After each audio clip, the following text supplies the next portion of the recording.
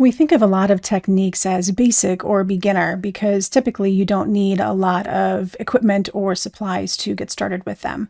However, these techniques are really something that should carry on through your craft practice and don't have to be neglected once you know more advanced techniques. In this video, we will talk about one of the most basic techniques used in stamping and paper crafting, and that is direct to paper.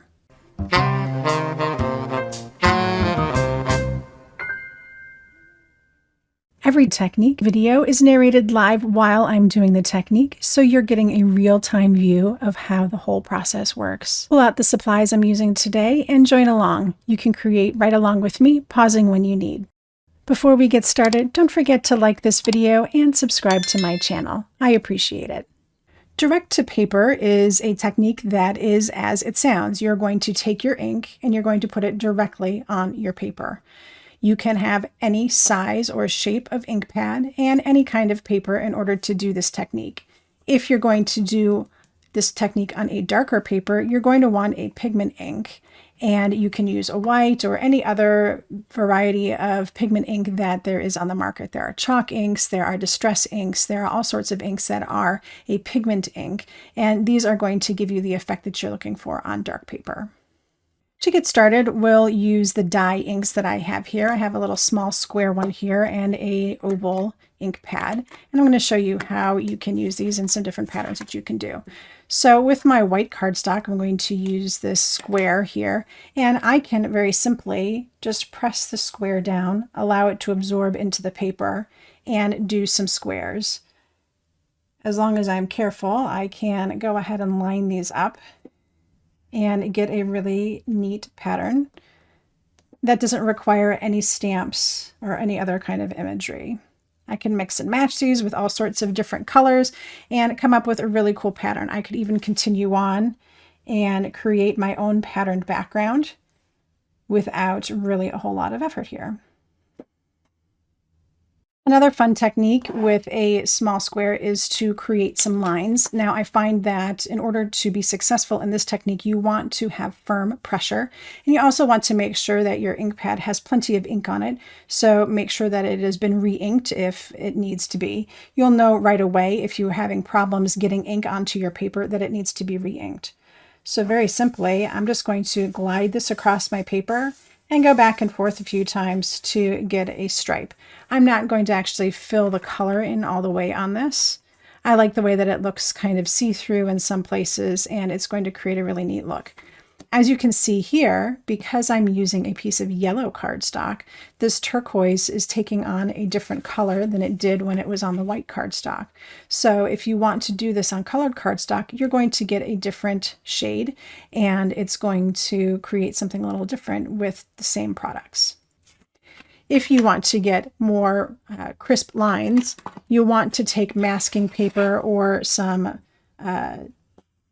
low-tack tape that's designed for this kind of thing, where you can remove it very easily. And you'll want to run your line up and down against that to get a more crisp edge. And when you peel up your paper here, you'll have a more crisp edge versus this organic edge that you would have when you just go up and down on its own. Another direct to paper technique is to create a circle. Now you can use a large oval or a large square stamp pad. You can even use the small stamp pads and get the same result. So if I start off with the oval pad here, all I have to do is put it down on the paper gently and then rotate it 180 degrees while holding onto my paper. I'm pressing down as I go. And when I lift, I have a circle. If I have any extra in the center here, I can always hit it with a sponge dauber, or I can come back with the edge of my pad just to fill it in if I need to, or I can cover that up with another element to my card. I can also do this same technique, like I said, with a square pad. And for this one, I will use some darker paper with the pigment ink here. So this is a white pigment ink pad. I'm going to do the same thing. I'm just going to twist this around.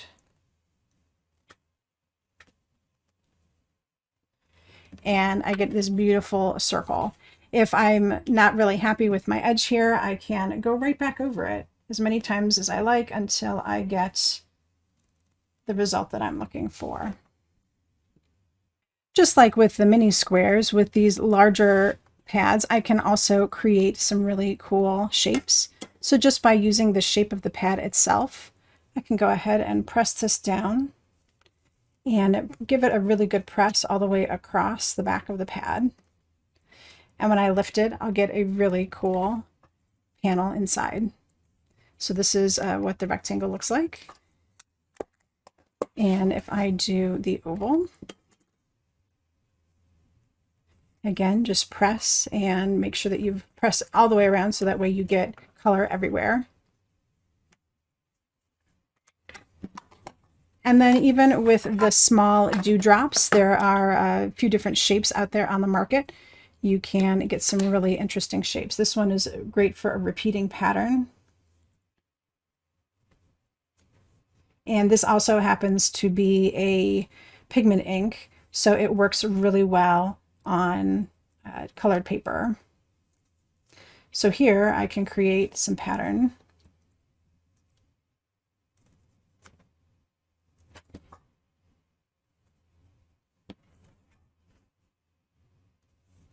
And if I wanted to, I could even bring in another ink and do some mix and match to create a really interesting look. So as you can see, you can create a lot of really interesting looks with your ink pads direct to paper. And none of these techniques are just for beginners. You can incorporate them in all sorts of designs, no matter what your skill level. I hope you enjoyed this technique and you add it into your toolbox sometime soon. When you give it a try, share it out on Instagram and tag me at Nicole Watt Creates. I always love to see what your creative mind is thinking. Thank you so much for spending a little time with me today. And until next time, happy crafting.